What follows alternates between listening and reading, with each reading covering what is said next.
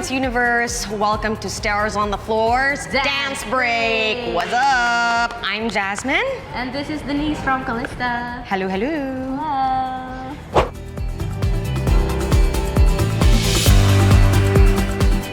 Ang saya ng routine actually. Siguro nung una, kinabahan ako kasi parang natatakot ako sa contemporary or slower songs because I think yun yung walang daya sa linya, sa form, yun yung hindi mo pwedeng i-transition agad na magbabago yung next step. So, doon ako kinakabahan kasi makikita talaga if we make any small mistakes. Yes, and parang nasanay din kasi ako sa fast music. So, ito parang emotion talaga.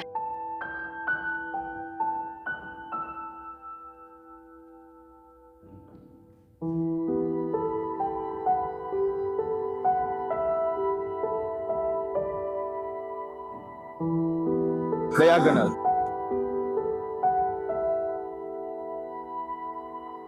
Left.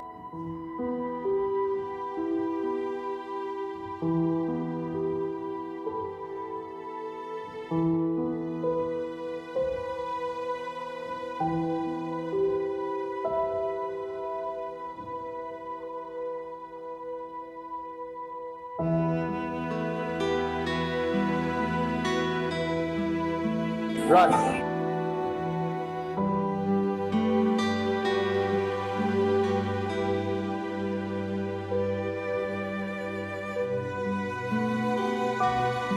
Turn and 1, 2, 3, and 5. And run 1. Let's go.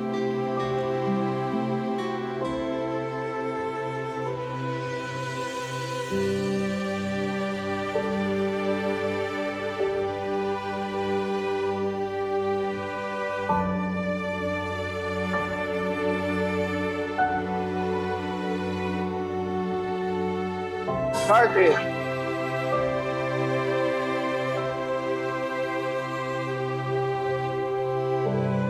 Let's go.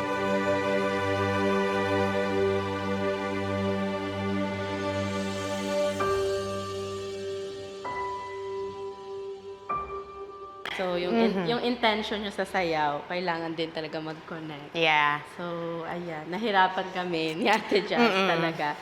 And sa mga floorings din talaga yun yung challenging. Girl, as in talaga, yung Super. mga floor work, yung sabi nung bewang ko talaga, huy, good morning. Yung akala mo mabagal lang, pero kailangan pala bilisan. Oo. Para makaakyat ka agad. And ito rin yung kaninang dinidiscuss namin with coach na kailangan mukhang magaan, kailangan kahit from talon ka to the floor, hindi mukhang mabigat yung landing mo. So, siguro as someone na hindi pa sanay, yun yung kailangan ko din i-make sure na pagka may talon or even yung pag-akyat ng isang leg, di ba? May grace pa rin kahit may konting limit ang suspension niya dyan.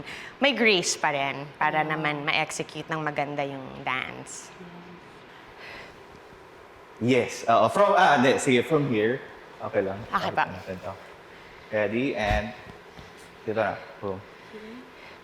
Yeah. Diagonal. Yeah, diagonal. Go and hug and release and go the lift and lift and leg and nice one. Yeah. Okay yung list na yun, ah. Yeah, I felt that too. I felt that too. Ang gaan Parang lang. iba yung ano niya.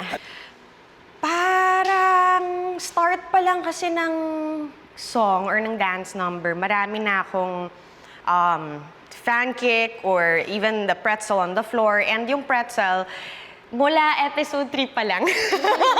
hirap na ako sa pretzel.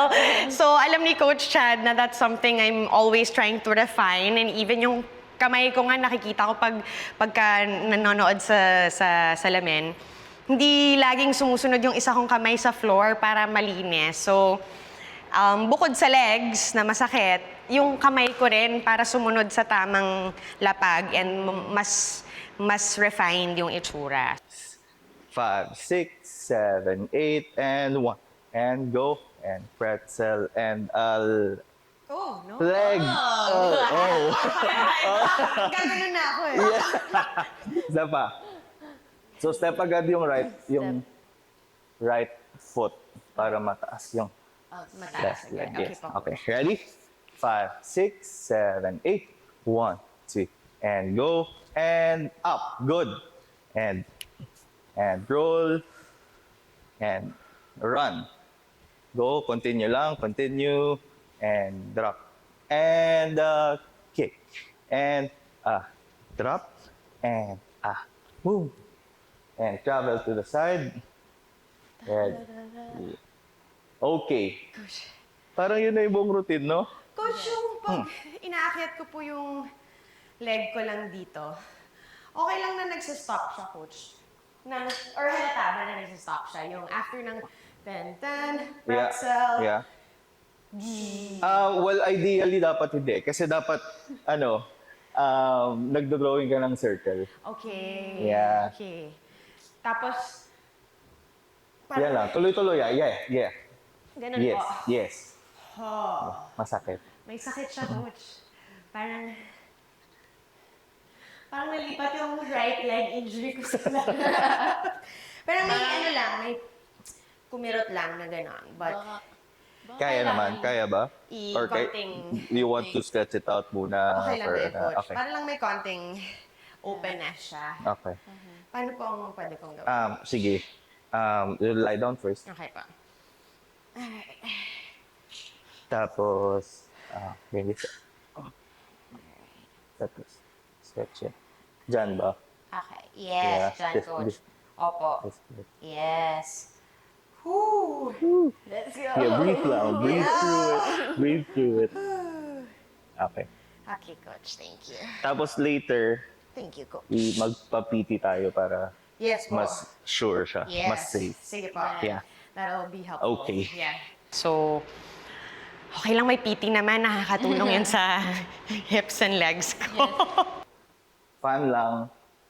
Point your toes. Lock your knees. Hanggang mapunta dito. Tapos hahatid mo lang siya dito sa other side para smooth yung landing. Okay. Okay? Okay po. Try po natin yan. Okay. From there. 3, 5, and 6, and 7. Ayun. Kailangan pang tumaas pa yung leg. Parang pangit. Try mo pa tumaas pa yung leg. Okay. One more.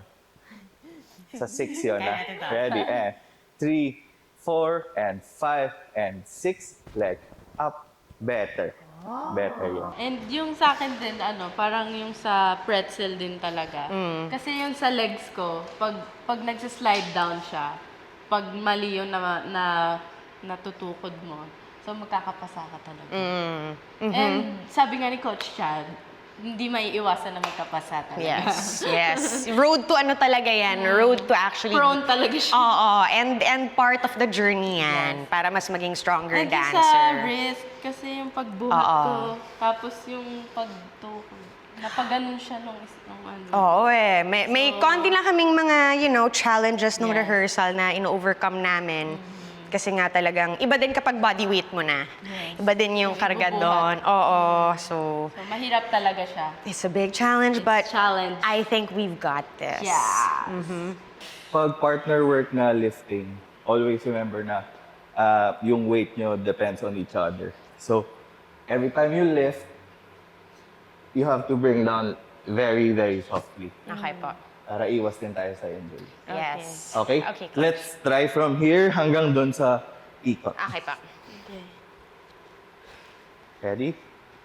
And 3, 1, 2, 3, 4, 5, 6, and 7. Good. And leg. 2. Good. 3 and 4 and 5. Wrap around and down and very good. Swan. Okay ba, Coach? Yes. Ay, Swan. Yes, let's go. Parang humingal ako doon. Parang medyo masakit din siya sa Sa leeg mo? eh. Oo. Kasi usually pag contemporary dance, it uses all of your body part. Talaga. So, Dance Universe, kailangan niyong panoorin itong piece namin ni Ate Jazz dahil mapapaiyak kayo sa aming piece. Madadala kayo Madadala ng kayo emosyon ng ninyo. Yes. Ng mga katabi ninyo, holding hands nyo na sana di ako maiyak. Oo. But also, it's good, cathartic to para sa mga puso ninyo. Tama. Kung kailangan yung iiyak yan, Tama. umiyak kayo habang sumasayaw kami. Kaya, abangan nyo ang aming dance number this Sunday, 7:15 p.m. sa Stars on the Floor.